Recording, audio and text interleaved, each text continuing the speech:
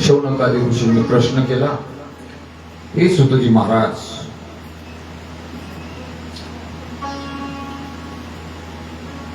आम्ही असं ऐकलंय बर का,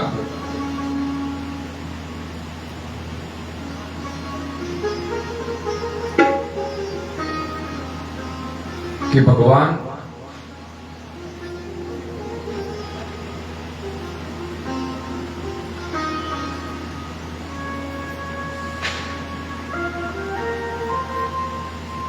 विदुर काकांच्या घरी न बोलवता गेले. कोणाच्या घरी? विदुर काकांच्या. त्या विदुर काकांचं जीवन चरित्र आम्हाला थोडक्यात सांगा. हे विदुर कोण आहे? ते कोणत्या जातीमध्ये जन्माला आले, कोणत्या पंथामध्ये जन्माला आले? तो जाती विदुरस्य म्हटलेला आहे. त्यांची जात कोणती? एक ध्यानात घ्या, वैष्णवांना जात नसते. अलग लक्षामध्ये जे संत आहेत, वैष्णव आहेत, ऋषी आहेत, मुनी आहेत, यांना जातीचं बंधन नाही, यांना धर्माचं बंधन नाही, यांना पंथाचं बंधन नाही, यांना वर्णाचं बंधन नाही. अलग लक्षामध्ये कारण का तुकोबारा बोलतात, माझी जातीची मज भेटो कोणी, आवडीची धनी खेडावया. महाराज, विदुर हे दाशी पुत्र आहेत आणि अशा दाशी पुत्र असणाऱ्या विदुरांच्या घरी देखील माझा भगवान श्रीकृष्ण गेला. अलग लक्षामध्ये हस्तिनापुरामध्ये रममान असणारे महामंत्री विदुर आहेत. विदुरांनी सांगितलं कोणाला? धृतराष्ट्राला, महाराज मी तुमचा महामंत्री आहे. मंत्र्याचं काम आहे राजाला सल्ला देणं. राजा जर चुकत असेल, राजाला जर काही कळत नसेल, तर त्याचं काम आहे की आपल्या मालकाला योग्य वेळी सल्ला देणं. आपल्याकडे आपण पीए ठेवत असतो, ही अलीकडली भाषा आहे. पीए आपल्या मंत्र्यांना सल्ला देत असतो. तसं मी महामंत्री आहे. आपल्या पोरांना काहीतरी सांगा. शेवटी पंडू तुमचा भाऊ आहे, त्याची पोरं ही तुमचीच मुलं आहेत. परंतु तुमचा मुलगा अर्थात दुर्योधन नको त्या गोष्टी करतोय. त्याला समजावून सांगा, त्यानं लाक्षागृह बनवलंय पांडवांना ठार करण्यासाठी, जाळून मारण्यासाठी. या गोष्टी बऱ्या नाहीत आणि आपल्या घरामध्ये ह्या गोष्टी होऊ नयेत, हे षडयंत्र होऊ नये. विदुरजी सांगतात कोणाला? धृतराष्ट्राला. आणि एवढ्यामध्ये दुर्योधन त्या ठिकाणी येतो आणि बोलतो, ओय महामंत्री, माझ्या वडिलांचे कान भरता का? अरे आमच्या तुकड्यावर तुम्ही जगणार आहे. बर, आता मी शब्द ते उच्चारणार नाही, कारण कसं आहे, विदुर एक महात्मा आहे. तुम्ही माझ्या वडिलांचे कान भरता, चला जा, उद्यापासून आमच्या इथे यायचं नाही. म्हणून महाराज अपमानित केलं विदुरांना. विदुरांनी आपल्या महामंत्री पदाचा त्याग केला आणि आपली धर्मपत्नी मृदुला तिला घेऊन अरण्यामध्ये पर्णकुटी बांधून विदुरजी वास्तव्याला आहेत. त्याच कालखंडामध्ये युद्ध नको म्हणून शांती दूत म्हणून भगवान श्रीकृष्ण हस्तिनापूरला येतात. बर का, भव्य दिव्य स्वागत केलं. पुन्हा दुर्योधनानं त्याच्या पाठीमागं सगळं शकुनीचं विस्तार आहे. भगवंताला खुश करण्यासाठी, आपल्या बाजूला घेण्यासाठी भले मोठमोठाले स्वागत समारोह केला भगवंताचा. भगवंतांनी मनातल्या मनात विचार केला, हा दुष्ट आहे, दुराचारी आहे, किती प्रेम दाखवतो. खरंच हे अंतकरणातून प्रेम आहे का? नाही. एक सूत्र आहे मामा, दुर्जन प्रियवादीच नैतत विश्वास कारण मधु तिष्ठन्ति जीवाग्रे हृदये तू हलाहलम. जे दुष्ट लोक असतात, दुर्जन असतात, ते गोड बोलतात. असं समोरच्याला वाटतं काय सज्जन आहे राव, म्हणून आपल्याकडे म्हणे गोड बोलून काटा काढणारा हे वर्ग वेगळाच. मधु तिष्ठन्ति जिह्वाग्रे, त्यांच्या जिभेवर एवढा गोडवा असतो बर का, परंतु पोटामध्ये हृदय तू हलाहलम, त्यांच्या पोटामध्ये विषच असतं, हलाहल विष असं दुष्टांचं असते. गोड बोलतो दुर्योधन. शेवटी भगवान आले. धृतराष्ट्र महाराजांना भगवंताने नमस्कार केला हो आणि प्रस्ताव मांडला. महाराज, मी शांतीदूत बनून आलेलो आहे. मला वाटतंय युद्ध भांडणं न झालेली बरी आपल्या घरामध्ये. शेवटी पांडव हे तुमचेच आहेत. असं करा, खरं पाहिलं तर संपूर्ण राज्य त्यांचं आहे. पंडूच्या नंतर धर्मराज युधिष्ठिर राजगादीवर बसणार, परंतु तुम्ही राजगादी सांभाळली. काही असेल, नाही म्हटलं तरी निम्या राजाचे अधिकारी आहे कोण? पांडव. परंतु असो, आता बरंच पाणी वाहून गेलेलं आहे. एक काम करा, त्यांना अर्ध राज्य नाही तर कमीत कमी 5 गावं तरी, जी गावं ओसाड आहेत, पडीक आहेत, अशी 5 गावं त्यांना द्या. मी त्यांना सांगतो समजावून, युद्ध नको. कोण बोलतात? भगवान श्रीकृष्ण. कोणाला? धृतराष्ट्राला. बाजूला उभा असलेला शकुनी दुर्योधनाला प्रणवतो. शकुनी हा दुर्योधनाचा मामा आहे. जेव्हा भगवंतानी सांगितलं 5 गावे कमीत कमी द्या, तेव्हा दुर्योधन पुढाला आणि दुर्योधन बोलला लागला, हे केशव, काय बोलता तुम्ही? 5 गावे?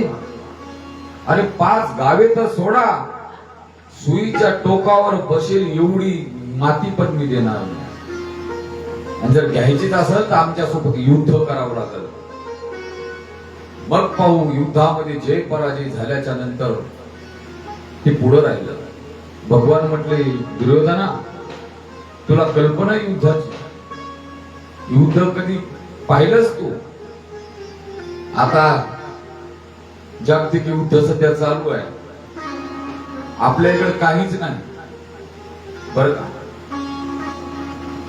परंतु परराष्ट्रामध्ये इराण, रशिया, अमेरिका यांचं युद्ध चालू आहे.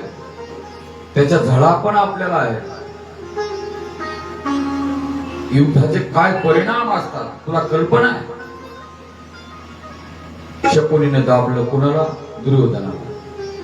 आणि तेवढ्या दुर्योधन म्हणतो, भगवान केशव, ते काही असू दे, नंतर पुढचे पुढे पाहू. तुम्ही सकाळपासून प्रवास करत या ठिकाणी आलेले आहात शांतीदूत म्हणून, आणि तुमच्या आत्यांनी गोड आणि सुंदर मिष्टान्नाचं भोजन बनवलंय, तेवढं जेवणासाठी चला. भगवान म्हटले, दुर्योधना, मी शांतीदूत आहे.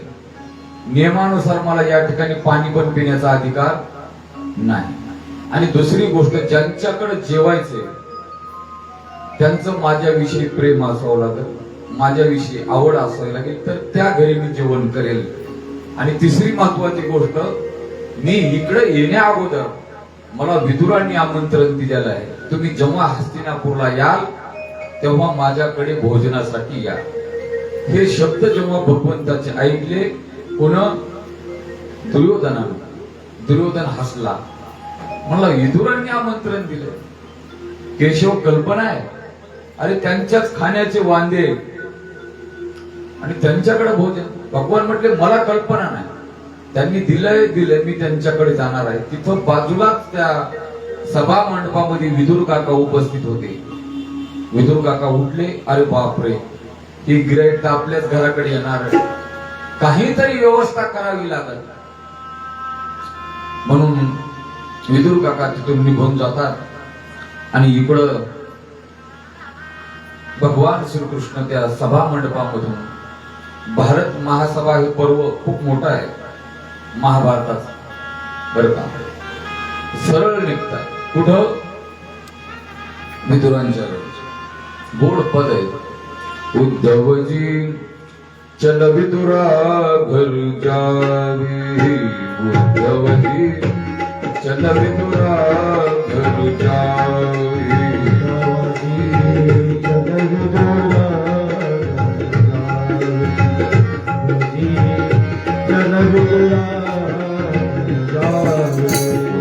उद्धवजी चल विदुरा घर जावे, उद्धवजी चल विदुरा घर जावे, उद्धवजी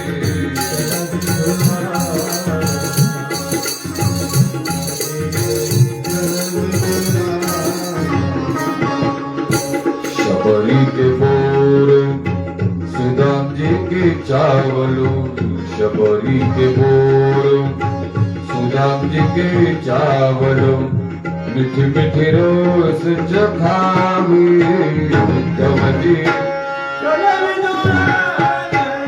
आय उद्धवजी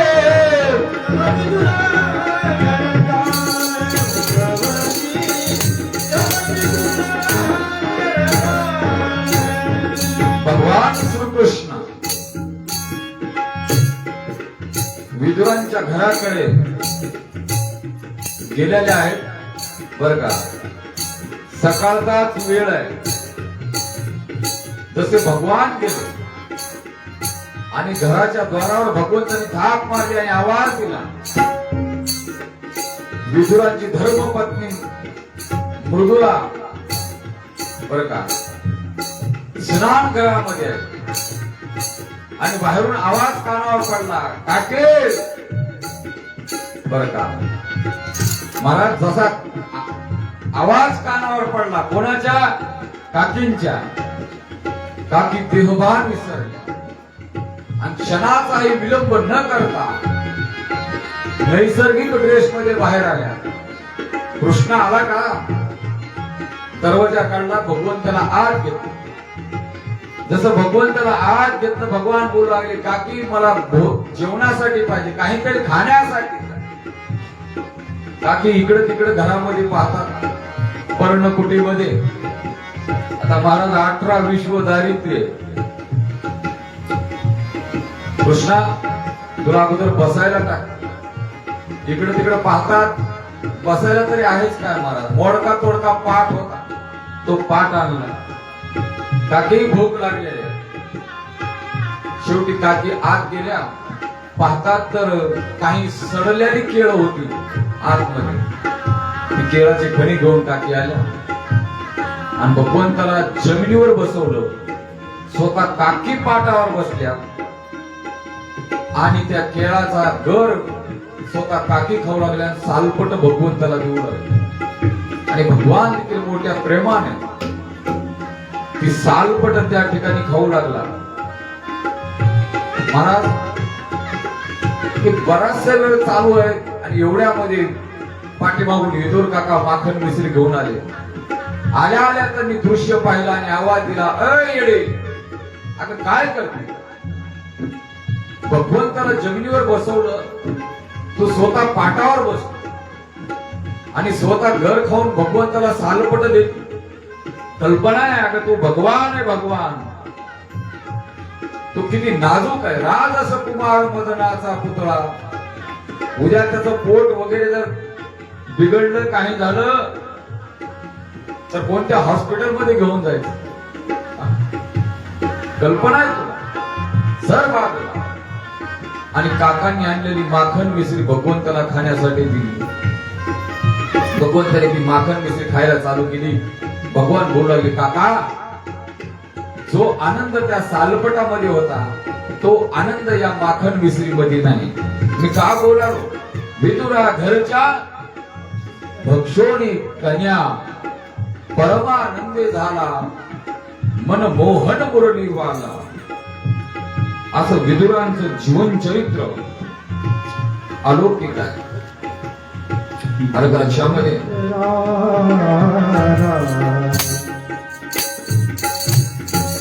देव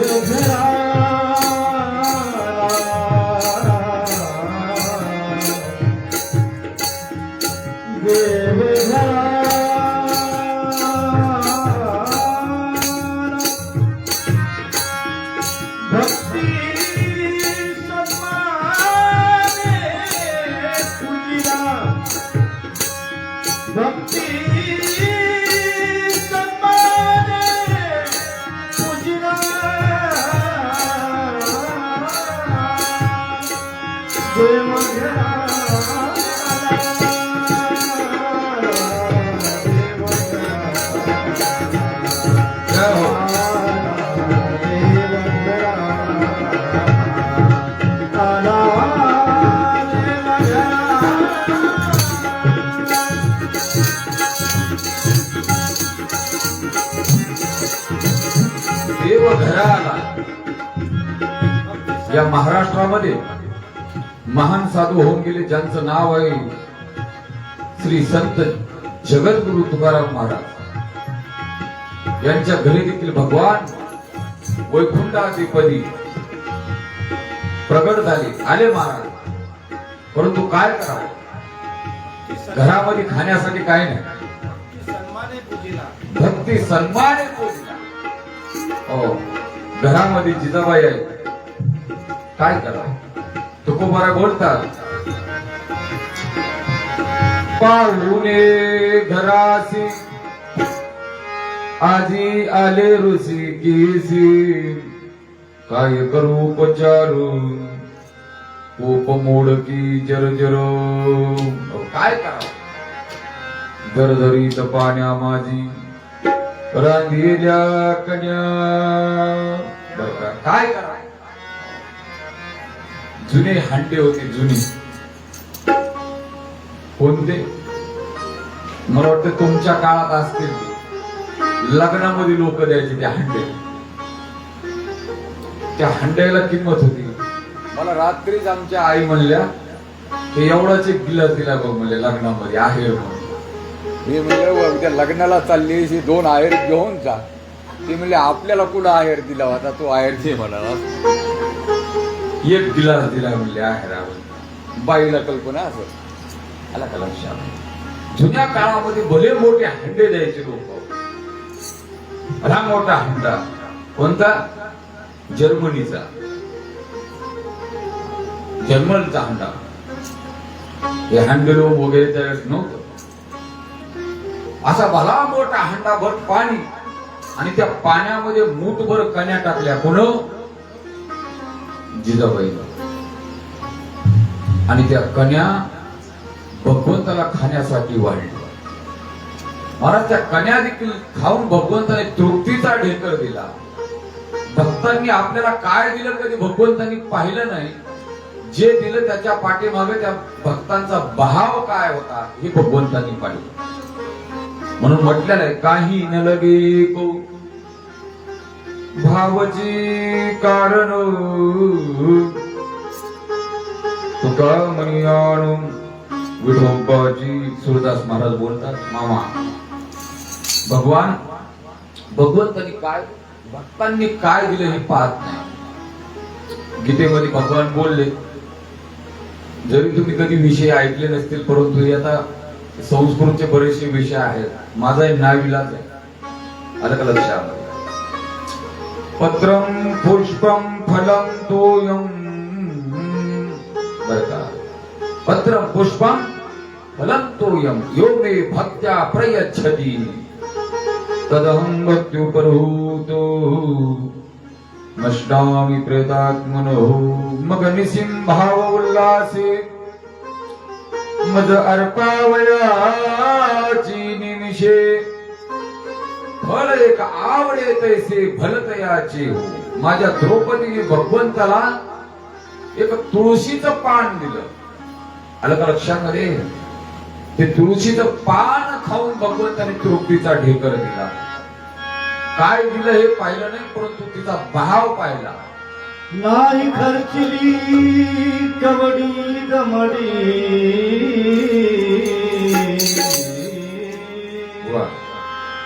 नाही खर्चली कवडी दमडी, नाही वेचिला दान.